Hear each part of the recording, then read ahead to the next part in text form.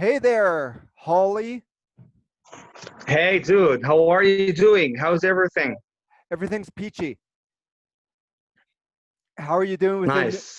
a new opening at Geneva Languages Guayaquil? Well, everything is peachy too. We're trying to open, so we're doing much effort. Me and Carla, we're working here. We're working a lot, actually. Now I'm having some face-to-face classes. I'm teaching some students, beginners. So I really missed teaching face-to-face, you know. It's Yeah. much better. I really prefer to teach face-to-face classes to online classes. Okay, me too, but sometimes online classes are all you can do, and it's better than nothing. I wanted to ask you some general questions. Do you think that this time taking the C1 exam will be easier than it was 12 years ago?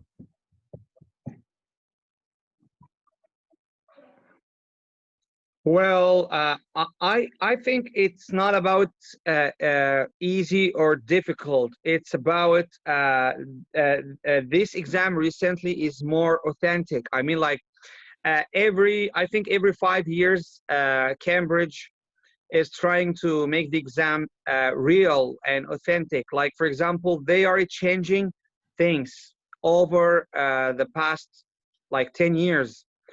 In the past, for example, the exam where I think like two sections, only two sections. Now it's five sections and it covers everything. And also it's more real. Like they test your speaking. They like they talk with you about different topics which are real and authentic. So Mhm. I think the exam now is better. I'm missing the green screen that we had in the last episode of the Gringo and the Arab. Yeah, yeah, I have it. I have it with me there in Guayaquil. Yeah, how's my puppet doing? Yeah, it's over there waiting for you. I can't wait. When are you going to let me turn you into a puppet? We'll have to talk about that. Do you think it's better to be a younger child, a middle child, or an older child? Well, that's a good question. Actually, I would go for younger child because I want to repeat my life and I want to correct all the mistakes, Hmm. live more, and have the chance to to live more years. So to repeat all the actions and repeat all the events that has happened to me. So younger child. That's a very deep answer. Yeah. You know Thanks. how on the B2 exams we taught students how to look at photographs and then be able to describe what's in the foreground, the background, etc. Do you think you'll have to do something like that on your exam that's coming up? No, this is the CELTA and IELTS. Sorry, the IELTS and TOEFL exams. They are dealing with diagrams and tables But and I some remember sheets. the B2. The B2 exam is really big on getting students to describe photographs and paintings and things like that, especially photographs. Yeah, yeah. They do describe photographs, but they don't describe diagrams and tables. Okay. Yeah, in my exam, I have to describe two photographs. I have to compare between them. Hmm. These kinds of things. That's what I meant. Yeah. Cool. We're going to talk about poker vocabulary in a little bit. Um, but I want to ask you a few more B2 questions. If you could go anywhere in the world to visit for a week, where would it be? Well, that's a good question. Well, I would visit Egypt because I haven't visited my country for more than 6 years now. So I would visit Egypt, my family. I would just relax, forget about work. Yeah, that would be great. And maybe after that, I would visit Europe because I want to see, I want to go sightseeing over there. Hmm. I want to enjoy life and also You learn got some to other language. avoid the tourist traps. Yeah, exactly. Um, Now, as an English teacher in my career, I've been very inspired by Jeremy Harmer. And I remember when I got to see him speak in Lima, Peru, seems like many years ago now. Um, he, he's been all over the world teaching English. He even lived 10 years directing an English academy in Mexico City.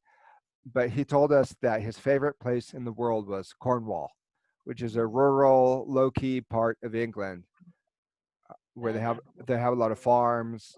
And he said Cornwall's his favorite place in the whole world. And I thought that's great because before you get a chance to know the world, you have to know your own country.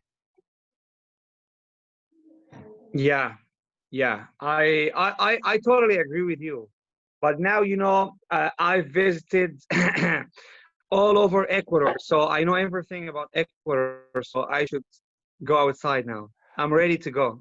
When I returned to the US in 2013, uh, I thought I'd only be staying a year and then coming back to Ecuador. But it turned out to be like 4.5 years, which was really hard. But I had a bucket list. And I told that to one person, actually a monk at the monastery I was staying in for a while. I said, I have a bucket list. And he said, You're in your 40s and you have a bucket list? The bucket list is everything somebody wants to do before they die.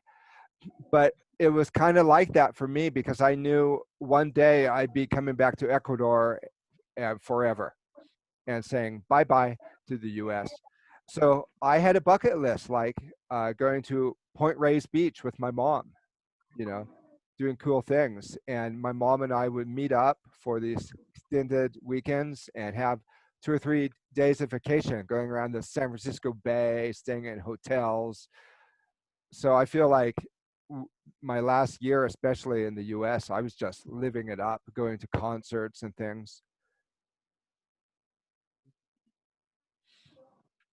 So do you want to get started on the understanding a contract? Yeah. Okay. So no more general questions. I could do some Maybe, poker maybe, vocabulary. yeah. Let's take some poker vocab, and maybe tomorrow maybe tomorrow morning in the class, you should prepare more general questions. I like that. Well, I actually have a bunch in my mind from teaching B1 and B2 for so many years. For many years, I was using lists, but I have them all in my mind because I've done them a million times. Like Yeah, the but yeah, it could be tomorrow. Let's start the first 30 minutes tomorrow. General questions. That would Okay, be great because okay, I want to awesome. be I want to be on the spot. I want to be asked Yeah, lots of questions because this is how the first part of the exam, the B2 exam, works. yeah, I know, and all my materials are still at in the closet at Geneva Academy. But like I said, I remember a lot. Like, let me see. They ask you questions like, how important do you think it is to care for the earth? Sorry? How important is it, do you think, to care for the earth? The Earth. Well, that's a very deep question. Well, I think just to to try to avoid pollution. I mean, like working on pollution is the best way Hmm. to save the Earth, What and also, yeah, also try to prevent wars. do Like you know? Do you know what the difference is between pollution and contamination? pollution and contamination. I think contamination, like contamination has things to do with chemicals, and pollution, it's a general one. Yeah, yeah, good. Yeah, like Los Angeles, California used to be extremely polluted, but now cars have to get smog checks. And I remember my mother saying when she would get up to go to school get in the mountains and the highlands, she'd look down and she'd see just uh, black clouds all over Los Angeles from all the smog and from all the pollution. But it's gotten a lot better. And we say contaminated when like a river is contaminated with aluminum, mercury, or something like that. Okay, another general question: generation gaps. Do you think that there's generation gaps more in some countries than in other countries? Um, well, I think there is generation gaps everywhere. This happens everywhere where like grandchildren, they feel like they are totally different from their parents and Mm-hmm. their grandparents Mm-hmm. because life is going faster and faster and everything's changing. So now children are doing things which are too difficult for parents to do, Mm-hmm. of course, and grandparents, like above and beyond. Now technology are like everything's done by technology, so I think life is too difficult now for elderly Mm-hmm. to live without technology. So this is why there is a generation gap. Mm-hmm. Yeah, I remember when my grandfather wanted me to fix the VCR for him, and when my dad finally got the VCR hooked up on his television so he could record all his favorite TV shows that then became my favorite TV shows. And it seems like so long ago, but it seems also like some of that crude technology was the best. And I would love to use some of that older technology again. Um, some people, when I've asked that question before, students have asked, well, what does a gap mean? And I always tell them about getting off the subway in London when they say, mind the gap. And a voice says, mind the gap. But we also talk about a gap year. Like some countries, I don't know, some maybe more than others, have this tradition of when you graduate from high school, you have a gap year before you go to university. And many of them will travel all around the world and then they'll go back to their home countries and go to university. So that's what we call a gap year. Now, A gap here. you said you graduated. How old were you when you graduated from college? Or I mean, from university? Were you like 19? I don't really remember. I think it's 19 or 20. Yes. Yeah, but what about when you graduated from high school? How old were you? Wow. um, well, 4 years earlier than 20. It could be 16. Okay, so I guess you were probably a good student because the good students graduate young. Yeah, it could have been 16 or 15. Yes. Yeah, that means you were a really good student in high school, and you're one of my best students here at with what we do. Okay, some more general questions. I'll ask you one or two more, and then we'll talk about the poker, and then we'll talk about the contract. One or two more general questions Yeah. from the B2. Who do you have any heroes from history? Like one of my heroes is from this. What's that noise? Well, yeah, I always read more about our Prophet Muhammad, peace be upon him. Yeah, he's my hero because like he had lots of success in different fields, like not only one field, which is religion, for example. No, he managed to like when you read more about his private life, like he used to deal with his family properly. He used to be the leader in his family, and also when you read more about his like his social life with friends, with his life. So it's a brilliant life as well. And also, he used to be a leader. He used to be the leader of the Islamic kingdom, the Islamic I, countries. I love it. Yeah, and also I remember his sayings that uh, like when we got into wars with I think Greek people, or I don't know. He says like he said, "Don't kill women, don't kill children, don't kill uh, disabled people." So he's very generous and noble. So yeah, Yeah, and that's why, unfortunately, there's a lot of prejudice, even these days, towards the Islamic religion. And I've certainly noticed this bias in the press against all things Islamic, which is really unfortunate because, as the great historian that's true. on world, There is a bias against, the great, especially in France. yeah. Especially in France, there is a bias against everything which is related to Islamic things. hmm hmm Yeah, one of my favorite Islamic scholars is Dr. Kevin Barrett, and I read a book that he wrote about his conversion to Islam. It was called Truth Jihad, and I love this idea. I think this concept of jihad is misunderstood in the West. Wouldn't you say? Yeah, I agree with you. They think that like Islam started all the wars. On the other hand, our wars were because of some reasons, some different reasons, which were out of our hands. Like some wars started because of the other parties started, Hmm and some wars started, like for example, one of the wars started just because Muhammad, peace be upon him, sent someone to I think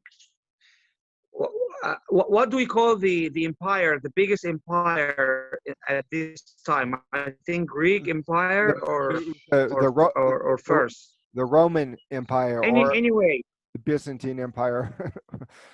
Who knows? But maybe the Roman, I think. So yeah, okay. Muhammad, peace be upon him, sent a messenger to the Roman Empire, and they killed the messenger. So, and that was bad because if you just let it go and that's it, they are going to think that you're weak, and they're going to kill all the messengers that you're sending later. hmm Then, Yeah, yeah, then like they we killed started the Jesus. war because of that Like they guy. kill like they killed Jesus. That was also like killing the messenger, huh? Yeah, that's true. So all the wars we got in as Muslims were like out of hand, or were because of the other parties started, or they wanted to take hmm our territories. it must have been amazing growing up in Egypt and going to the mosques and saying the prayers. I bet that was amazing, huh? Yeah, Okay. Do that's you, true. do you think that if you don't learn from history, you can repeat the same mistakes? If I don't learn from history, what? If people and if cultures don't learn about their history, then they can repeat the same mistakes. That's absolutely true. I think there is a saying says uh, learn from other people's mistakes, and you're gonna live one or two more lives, like above your original life. Like you are going to live a lot of lives because you're learning from some other people's mistake. You're not waiting until you commit this mistake and learn from it. No, you're just watching people and learn from their mistakes, and you're not repeating what they made. And I know you've helped me a lot in my teacher development, and you've helped me smooth out some of those rough edges. Yeah, That's true. yeah. So now when I have classes like with you, I pretend like I'm an FBI interrogator, because you know what they do? Since they want to get the people to talk, as soon as the person stops talking, they'll go in and just wait, and they won't say anything, just on the chance that it'll make them want to say something more. So now, as an English teacher, Uh-huh. to maximize the student talking time as opposed to the teacher talking time, TTT, I pretend that I'm the FBI interrogator who's trying to get you to say more stuff. But of course, when we're doing a video, I don't do that because we don't want long pauses. And we're going to publish this on the internet. Yeah, yeah. I agree with you. Like normally you should pause a little just to say, just to see whether the other guy has something to say. But yeah, when we're recording, so no problem. There's no pauses because we're like my recording. No, like my dad always used to say at the dinner table, silence can be your friend, silence can be your friend. but it doesn't necessarily make for intriguing videos. Okay, let's talk about poker vocabulary. Do you remember what? Sure. Tell me what this card is. I have here my notebook. I'm going to write all the words. Okay, first tell me what this card is. What is the card that I'm holding up? Queen. Queen of what? Queen of, I don't know, Queen of Angels. It's the Queen of Clubs. Queen of Queen of Clubs. Queen of Clubs. And I'm going to spell clubs for you. Clubs is that thing that looks like the black clover. C-L-U-B, Yeah. C-L-U-B-S. Queen of Clubs. Clubs, you spell C-L-U-B-S. Queen of Clubs. Queen, you spell Queen of Clubs. What? Q-U-E-N. What? But what's the club? The club is Okay, the symbol. yeah, exactly. So in poker, you have like the spades. That would be the queen of spades. But you also have diamonds. Like this would be the five of diamonds. Okay. And also you have like the queen of hearts. That's Queen of Hearts. yeah, Yeah. the queen of hearts. So yeah, test me on what we've learned so far. So what's this card called? The Man of Diamonds. Close, close. It's not a man. What's that? He's wearing a crown. He's wearing a crown. Look, he's wearing a crown. So he's a close. He's a king, man. He's the king of diamonds. The King of Diamonds. Okay. What's this? What's this card? 8 clubs. Eight of No, this is not a clubs. This is spades. onions. Spades. Spade. Like a little tiny shovel is also a spade. What's this card? What's this card? 7 of Hearts. So I want to say that in poker, there's 4 suits. There's 4 suits: diamonds, hearts, and what are the last 2? Diamonds, hearts, Clubs. Good. And what and else? Spades. Spades. Yeah. And what's this card called? 6 of Spades. Great. Awesome. Now in poker, everybody has to put in a small amount. Like we put in 1 chip into the pot. You put the 1 chip into the pot, and that's called ante. That's called anteing, or the ante. Comes from Latin, which means before. Yeah, but let me write this information. Okay. Wait. Okay. Number 1 is diamond. Show me the papers again. Okay, diamonds. Like for example, this is the king of diamonds. Diamonds. Okay, number 2. Like the 7 of hearts. Hearts. Wait. like corazon. Hearts. Yes. Next. The king of clubs. This is clubs. Wait. Let me draw it. Wait. This is clubs called clubs. Yes, the king of clubs. Clubs like the club, like Liverpool. Exactly. Clubs. Exactly. Football clubs. And what else? Okay. What ones do you have there? Do you have diamonds, I hearts, have diamonds, hearts, clubs. and the last one is spades? Like, for example, this would be the four of spades. Let me draw it. Wait. Like upside hearts, upside down hearts. Yeah, look, now I have the ace of Show me spades. again. It's an upside down heart. Yeah, exactly. The ace of spades. Spades. Can you spell spades for me? Spades. Spades. Spades. What's this card called? Ace of spades. Good. What's this card called? Ace of spades. Tens of clubs. Great. Now, in order to play poker, you have to put the one chip in the pot, or sometimes the dealer says, "Okay, this game costs 5." You put one of the little red chips in the pot, but that's called the The ante. dealer, the drug dealer. No, the guy that shuffles the cards we call the dealer, but that's true. So he shuffles the cards, Uh-huh. and that's called S. That's spelled SHUFFLE,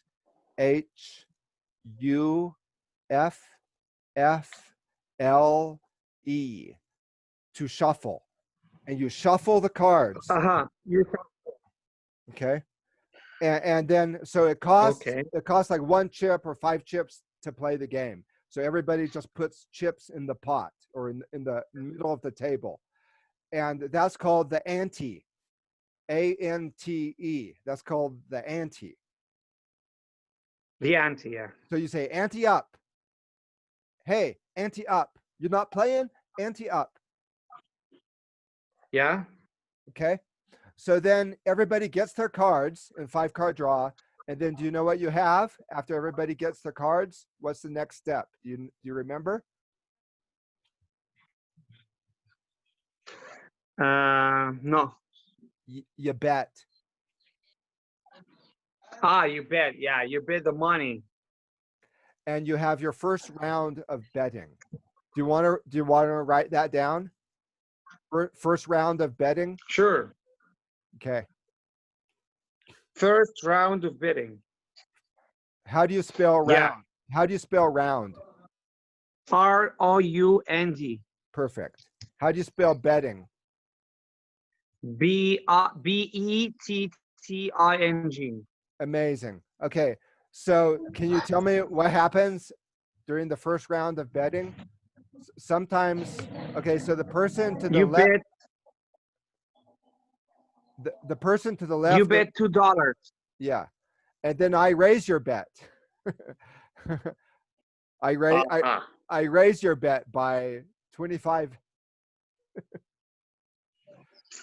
Yeah. And then there's an expression that they use when they want to not raise the bet. They say call, like call me. So if, for example, if you put in 2 and then I don't raise your bet, that's called calling. And so if I put in 2 chips and I don't raise your bet, I say call. Call. Yeah. Call. And Call. then after everybody's bet and had a chance to raise, you can only raise at Yeah. once. You can only raise at once. But sometimes when you're playing with multiple people, like the person to the left will raise the bet, and then the next person will raise the bet, and then the last person will raise the bet even more. So, but you only get to raise the bet once. So sometimes the pots get really big, and then you have to show your cards, and you have to show your cards. and you might, for example, like you might have a pair, like right there. What do I have? You have five of diamonds, But do I, four of diamonds. yeah, but Diamonds? do I have any points? No, you Oh, don't. I do. Look, I have a pair of fours. Ah, you have a pair of fours. Yes. Yeah. So with this pair of fours, it's a low hand, but it counts as something. Got it. Got it. Okay. And what are these called? What are these? What are these guys called?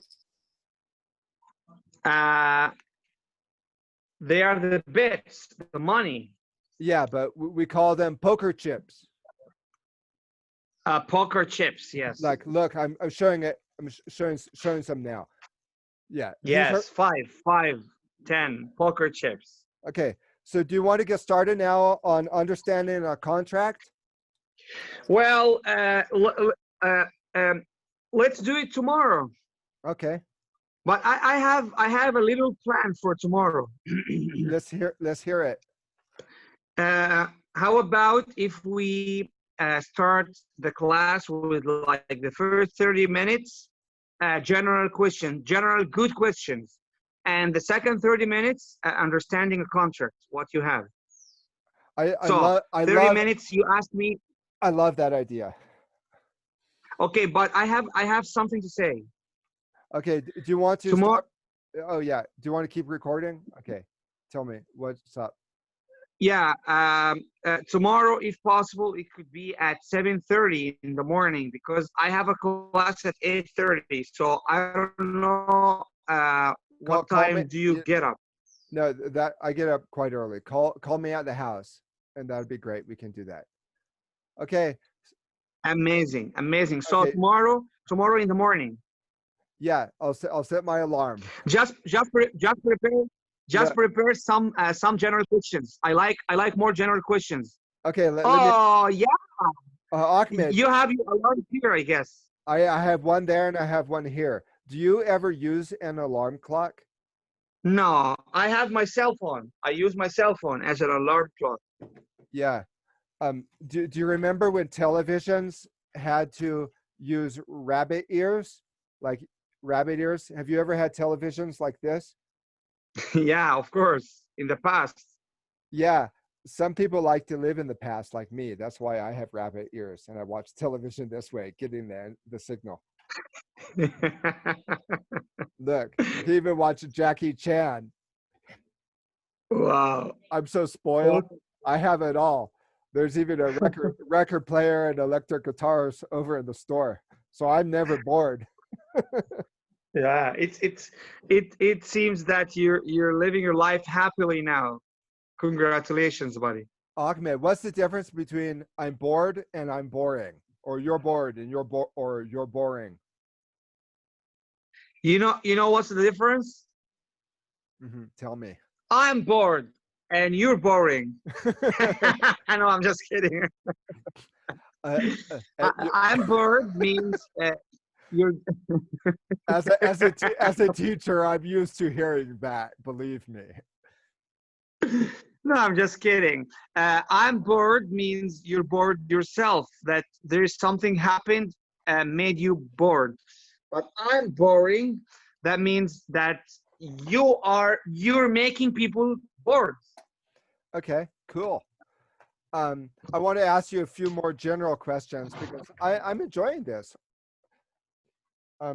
What Yeah, me too. I like general questions. Also in tomorrow's class we can like make half of the class general questions and half of the class yeah. the booklet. I remember general questions so well because teaching B1 and B2 over the years, you always use them as a sheets. Like they say, what genre of books or literature are you most drawn to? Well, I don't read books frequently, but if I were to choose, I would go for romantic books. I really like Mhm. romantic stories, whether it's in books or movies. because it makes me very emotional and it gives Mhm. me power. I really like noble people who save who save their couples. I like these stories. Have you heard of the Twilight series?